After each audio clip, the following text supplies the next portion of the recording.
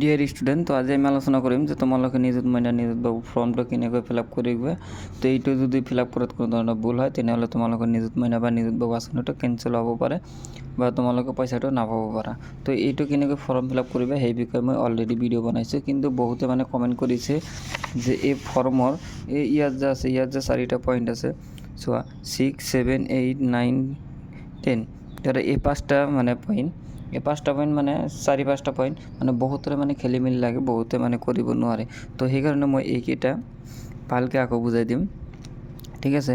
তো প্ৰথমে চোৱা 6 নম্বৰটো, আগৰখিনি আৰু পিছৰখিনি তোমালোকে পাবাই আৰু মোৰ চেনেলতো ভিডিঅ' বনোৱা আছে, কিন্তু এইকেইটা মানে বহুত ষ্টুডেণ্টে বুজা নাই, সেইকাৰণে মানে এইটো মই আকৌ ৰিপিট কৰিছোঁ, ঠিক আছে।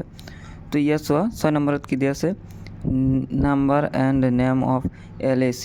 LAC মানে হ'ল লেজিসলেটিভ এছেম্বলি কনষ্টিটিউশ্যন, ঠিক আছে, মানে বিধানসভা সমষ্টি। তো তোমালোকৰ ইয়াৰ বিধানসভা সমষ্টিৰ নামটো লিখিবা, সমষ্টিৰ নাম লিখিবা। যেনেকুৱা ধৰা মোৰ হ'ল 17 নং ছিজন গ্ৰাম, ঠিক আছে। তোমালোকৰ কি হয় সেইটো তোমালোকে ইয়াত লিখি দিবা। আৰু ইয়াত চোৱা, ইয়াত দিয়া আছে 7 নম্বৰ, 7 নম্বৰত কি দিয়া আছে, name of the last institution from which passed. ধৰা তোমালোকে এই 7 নম্বৰ আৰু 8 নম্বৰটোৰ লগত মিল আছে, চোৱা।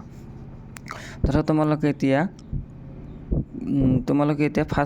যদি ফাৰ্ষ্ট ছেমিষ্টাৰত হোৱা, ঠিক আছে, যদি ফাৰ্ষ্ট ছেমিষ্টাৰ হোৱা, ডিগ্ৰী ফাৰ্ষ্ট ছেমিষ্টাৰ, তেনেহ'লে তোমালোকে ইয়াৰ আগতে কি পাছ কৰিছা, এইটো হ'ব মানে লাষ্ট এক্সামিনেশ্যন পাছ। তোমালোকে ইয়াৰ আগত কি এক্সাম পাছ কৰিছা, সেইটো হ'ব এইচএছ, মানে হায়াৰ ছেকেণ্ডাৰী পাছ কৰিছা, এইচএছ পাছ, ঠিক আছে। এইচএছ দিবা, ইয়াত দিবা এইচএছ। আৰু এইটো name of the last institution from which passed. আৰু এই হাই ছেকেণ্ডাৰীখন তোমালোকে কোনখন স্কুলৰ পৰা পাছ কৰিছে, এই 7 নম্বৰত হ'ব সেই স্কুলৰ নাম, ঠিক আছে। চ' তোমালোকে যদি এতিয়া ডিগ্ৰী ফাৰ্ষ্ট ছেমিষ্টাৰত আছা, তো ইয়াৰ আগত নিশ্চয় হাই ছেকেণ্ডাৰীতে পঢ়িছা, তো হাই ছেকেণ্ডাৰীখনৰ নাম কি আছিল সেইটো ইয়াত লিখিব লাগিব। আৰু এইটো হ'ল তোমালোকে লাষ্ট কি এক্সাম দিছে, এইচএছ। যদি তোমালোকে ডিগ্ৰী ফাৰ্ষ্ট ছেমিষ্টাৰ হোৱা, মই আকৌ কৈছোঁ, যদি তোমালোকে ডিগ্ৰী ফাৰ্ষ্ট ছেমিষ্টাৰ হোৱা তেনেহ'লে ইয়াত লাষ্ট এক্সামিনেশ্যন ফাৰ্ষ্ট হ'ব এইচএছ। আৰু এইটো হ'ব তোমালোকে যিখন স্কুলৰ পৰা এইচএছ পৰীক্ষাটো দিছে সেই স্কুলৰ নাম। আৰু এইটো হ'ব তোমালোকে কিমান চনত সেই পৰীক্ষাটো দিছে সেইটো চন হ'ব, আৰু ইয়াত মানে সেই এডমিটৰ ৰোল নম্বৰটো হ'ব, ঠিক আছে। আৰু যদি তোমালোকে এইবাৰ থাৰ্ড ছেমিষ্টাৰ হোৱা, ধৰা তোমালোকে ডিগ্ৰী থাৰ্ড ছেমিষ্টাৰ, তেনেহ'লে ইয়াত কি হ'ব, ইয়াত তোমালোকৰ সেইখন কলেজৰ নাম হ'ব যিখন কলেজত এতিয়া পঢ়ি আছা, থাৰ্ড ছেমিষ্টাৰ পঢ়ি আছা। তো ফাৰ্ষ্ট ছেমিষ্টাৰ সেইখন কলেজৰ পৰা পঢ়িছা, গতিকে সেইখন কলেজৰ নাম হ'ব ইয়াত। আৰু ইয়াত হ'ব তোমালোকে মানে লাষ্ট এক্সামিনেশ্যন কোনটো পাছ কৰিছে, ঠিক আছে। আৰু এইটো চন আৰু ইয়াত ৰোল নম্বৰ। ইয়াত চোৱা যদি ফিফ্থ ছেমিষ্টাৰ হয় তেনেকুৱাই।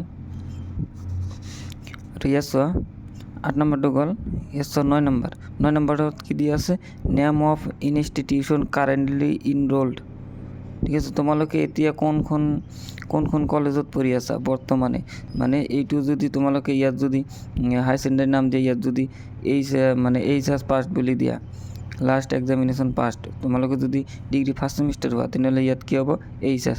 আৰু এইটো কি হ'ব, তোমালোকে বৰ্তমানে কোনখন কলেজত পঢ়া সেইখন কলেজৰ নাম হ'ব। আৰু এইটো হায়াৰ ছেকেণ্ডাৰী ফাৰ্ষ্ট ইয়াৰৰ কাৰণে হ'ব।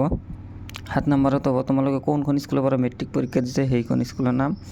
আৰু ইয়াত হ'ব তোমালোকে লাষ্ট কি এক্সাম দিছে, HSLC দিছে, তো ইয়াত হ'ব HSLC, ইয়াত চন, ইয়াত ৰোল নং। আৰু এইটো হ'ব তোমালোকে কাৰেণ্টলি কোনখন হায়াৰ ছেকেণ্ডাৰীত পঢ়ি আছা, এইটো কেৱল মাত্ৰ এইচএছ ফাৰ্ষ্ট ইয়াৰৰ কাৰণে কৈছোঁ। এইটো হ'ব তোমালোকে কোনখন স্কুলত মানে হায়াৰ ছেকেণ্ডাৰীত বৰ্তমানে পঢ়ি আছে সেইখন স্কুলৰ নাম। আৰু ইয়াত আছে ডিগ্ৰীৰ কাৰণে হ'ল সামাৰ্থ ইনৰলমেণ্ট নাম্বাৰ। তোমালোকে যেতিয়া অনলাইন কৰিছা তেতিয়া এটা ইনৰলমেণ্ট নাম্বাৰ পাইছা, সামাৰ্থ পৰ্টেলে যেতিয়া এপ্লাই কৰিছা সেইটো নাম্বাৰ লিখিবা, ৰোল নং হয় এইটো, ঠিক আছে। তো ইনৰলমেণ্ট নাম্বাৰটো ইয়াত লিখিবা। আৰু ইয়াততো কাৰেণ্ট বৰ্তমান যিটোত পঢ়ি আছে সেইটো হ'ব। আৰু ইয়াত সামাৰ্থ পৰ্টেলৰ মানে ঠাইত, সামাৰ্থ ইনৰলমেণ্ট নাম্বাৰৰ ঠাইত যিসকলে এবাৰ এইচএছ ফাৰ্ষ্ট ইয়াৰত আছে সিহঁতৰ ইয়াত হ'ব দৰ্পণ ARN নাম্বাৰ, ঠিক আছে। তোমালোকৰ ফৰ্মত দি আছে দৰ্পণ ARN নাম্বাৰ, তো তোমালোকে সেইটো দি দিবা। তোমালোকে এইচএছত যেতিয়া এডমিশ্যন লৈছা তেতিয়া মানে তোমালোকে অনলাইন কৰিছিলা, তাত মানে নাম্বাৰটো দি আছে, তাৰ পৰা মানে দৰ্পণ নামে এটা কাগজ আছে, তাত মানে ARN নাম্বাৰ আছে, সেইটো ইয়াত লিখি দিবা। তো আশা কৰোঁ যে তোমালোকে এইখিনি ভালকৈ বুজি পাইছা। যদি কোনো ধৰণৰ সমস্যা থাকে তেনেহ'লে কমেণ্ট কৰা, মই আকৌ বুজাই দিম। তো আজিৰ কাৰণে এইখিনি। Bye bye, Tata.